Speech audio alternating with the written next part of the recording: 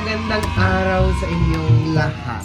Dito lang tayo sa loob ng aking kwarto. Napakagulo, but I won't let you see kung gano'ng kagulo ang kwarto ko. Pero tingin nyo pa naman sa background namin nakasabi may bags. Gano'n ka ng mga shoes. Malan, let's just be natural. So yun, siya tayong mag-alaw. Hi everyone! Welcome back to my channel. Once again, this is Jasper.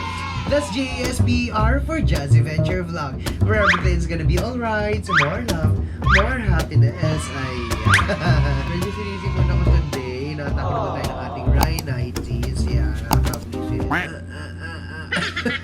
Upon browsing my laptop, at marami pa ako dun mga nakasave ng mga vlogs na hindi natapos. Mga vlogs na nasimulan lang, pero hindi natapos. Parang yung pag-ibig namin sa simula lang masaya, pero tinapos.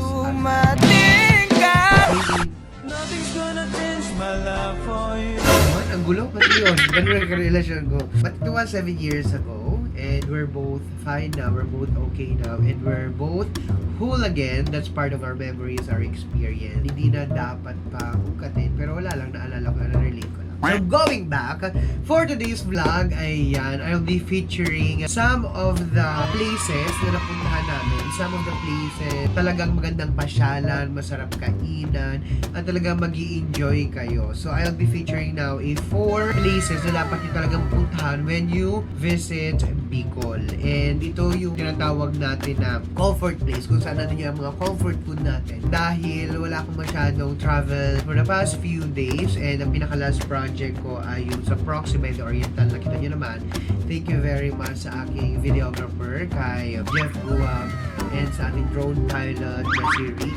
And of course, sa aking editor na the best editor in the world. Ayan, G How To.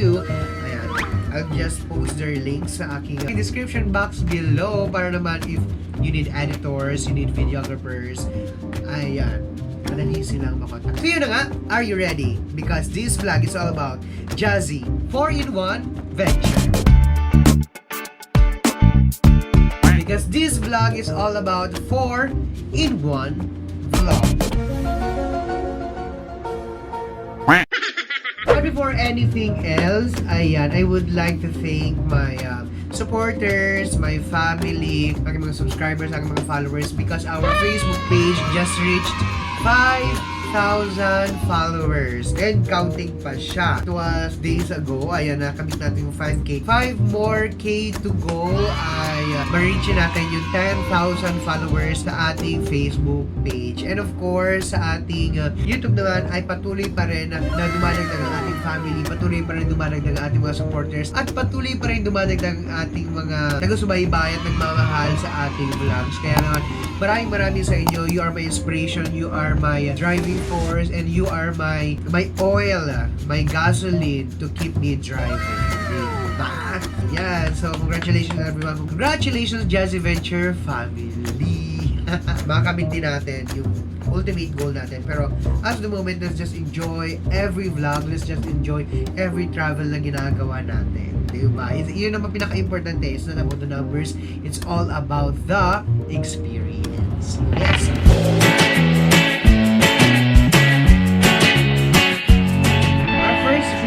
Our first feature for today is a Jardin Del Nunez. Ayan, it is located in Barangay Kilicao, Daraga, Albay. Jardin Del Nunez is a garden and resto in one, a perfect haven for Plantitos and Plantitas. Ayan, sa mga mahilig yan sa plants, mga mahilig sa mga iba't ibang klaseng mga halaman. Ayan, Jardin Del Nunez is a great place, or the right place, is the right perfect place for you dahil marami ditong mga foreign plants, mga imported plants talaga na hindi mabasa-basa makikita here in the Philippines. Ayan, so if you want to visit, syempre hindi lang plants yung mahabulin nyo dyan, hindi lang plants yung dapat yung look forward dyan. Dahil meron din silang mga masarap na pagkain dito sa Jardin Del Nunez. Ayan, lalo na yung kanilang burger and yung mga side dishes nila. And of course, yung coffee nila at talagang masarap talaga. Promise. I'm not lying. I'm not kidding. I'm not just doing this for a vlog. Ay talaga namang quality food yung meron dito sa Jardin Del Nunez. Jardin Del Nunez is a garden resto in one, a perfect haven for Plantitos and Plantitas as well as to food lovers out there. Also, they sell rare plants and serve meals in alfresco style dining. See you there! Located at Pulp 1, Barangay Kilicao, Daraga, Albay, near the old Isarog Pulp and Paper Factory and right across the Binitayan Steel Bridge. Ayan. They are open from 8 a.m. to 9 p.m. on weekdays and 8 a.m. to 10 p.m. on weekends and holidays. So, ano po hinihintay nyo? Visit Jardin Del Nunez at talaga namang ang ganda na ng location, ganda na ng mga plants at talaga namang masarap na yung pagkain.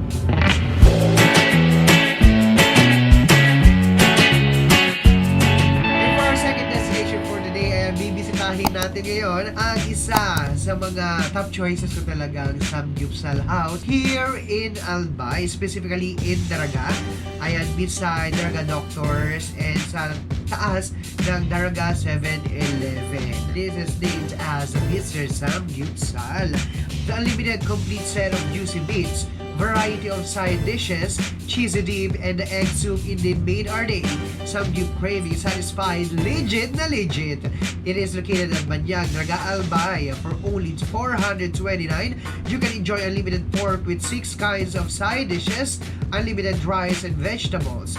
Or you can choose their unlimited pork and beef for only $499 with 6 kinds of side dishes, unlimited rice and vegetables. Ayan, bring your friends and try their private KTV room for only 1,000 for 2 hours and sing your heart out. Bring 10 friends and get the room all yours for free. They are open from 11 a.m. to 10 p.m. So ayun, ang daming time para mag-enjoy with your friends. At talaga naman pinaka-paborito ko dito sa Mr. Samgyup Sal ay kanilang sabaw, as in talaga. Kasi sabaw person, talaga yun talaga yung first time ko na maka-experience ng Samgyup House na merong soup. And aside from that, masarap talaga yung mga meats nila and mga side dishes. Sabi ko sa inyo, isa siya sa top choices ko na Samgyup House here in Albay. Yeah, don't forget to visit Mr. Samgyup Daraga.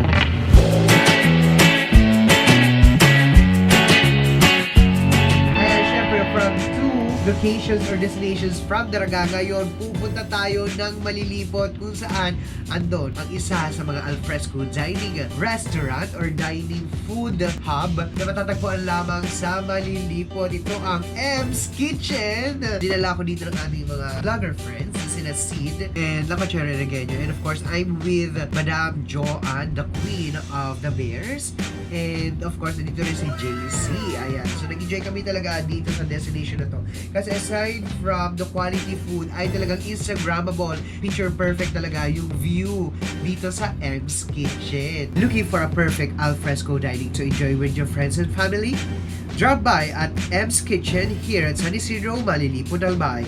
They are serving hot and quality meals at a very affordable price.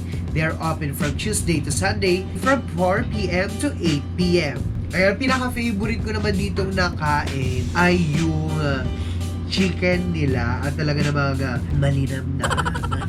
Tapos, aside from the food talaga, yung isa sa mga nilook forward ko dito is talaga nagpagpa-excite sa akin ay yung open kasi yung kainan na to. So, very good ngayong pandemic na kahit may mga tao ay hindi kayo ganun kadikit-dikit, hindi ganun ka-crowded dahil they are scheduling. Parang kailangan mo na pa-reserve before kayo makapag-dine in dito. Kung walang reservation, you are not allowed to enter.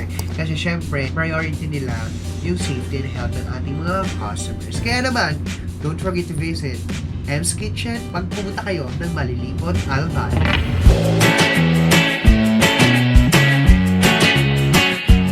And of course, from Daraga, Malilipot ngayon, our last destination for this 4-in-1 vlog, pupunta tayo ng Municipality of Cabalig para puntahan ang isa sa mga dinarayan at ang isa sa mga tambayan ng mga hindi stopover. Yes, ang ating mga drivers, ang ating mga travelers.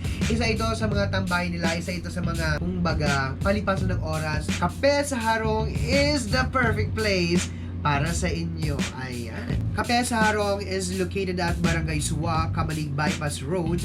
They are open Mondays, Tuesdays, Wednesdays, and Fridays, but they are closed during Thursdays and Saturdays.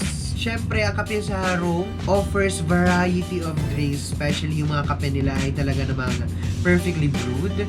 Ayan, at talagang napakasarap dahil iba-iba talaga yung mga flavors na pipilian mo at sa sulit at murang halaga lamang. Then aside from that, ang ganda ng view dito dahil nasa gilid lamang siya ng bypass road, yung bagong gawang daanan para may shortcut from Ginubatan para hindi ka nadadaan ng sentro ng Kamali and maiwasan na yung traffic. Ayan, yung bypass road, bagong gawa ng ating government para naman magkaroon ng alternative route para sa ating mga travelers, sa ating mga motorists. And aside from that, yung sinasabi ko nga sa inyo, perfect na perfect dito yung view ng Mayon Volcano. Gusto nyo ba yun? Gusto ko yan! Yes, at syempre, dahil maganda na yung view, syempre samahan nyo na ito ng masarap na kape. Dito lamang yan sa Kape sa Harong, only here in Kamalig, Albay.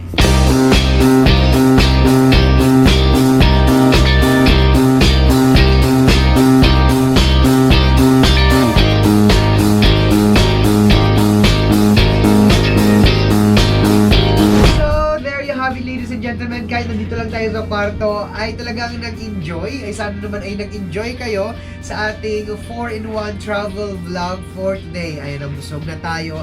Ang ganda na ng view. So saan ka pa? Puntahan nyo na itong ating 4 na mga destinations for today. Jardin Del Nunez, M's Kitchen, Kape sa Harong, and of course, Mr. Samgyup Daraga. Ayan. Don't forget to support my social media accounts, especially our Facebook page, our YouTube channel, Jazzyventure Vlog. Ayan, paramihin natin ating mga pamilya, paramihin natin ang tumatangkilik sa mga quality travel vlog. At syempre, paramihin natin yung mga naniniwala sa ating mga local artists, sa ating mga local vloggers. So once again, this is Jasper, that's JSPR. Don't forget to hit like and subscribe to my YouTube channel, Jazzyventure Vlog, where everything's gonna be alright. More love, more happiness. Mwah!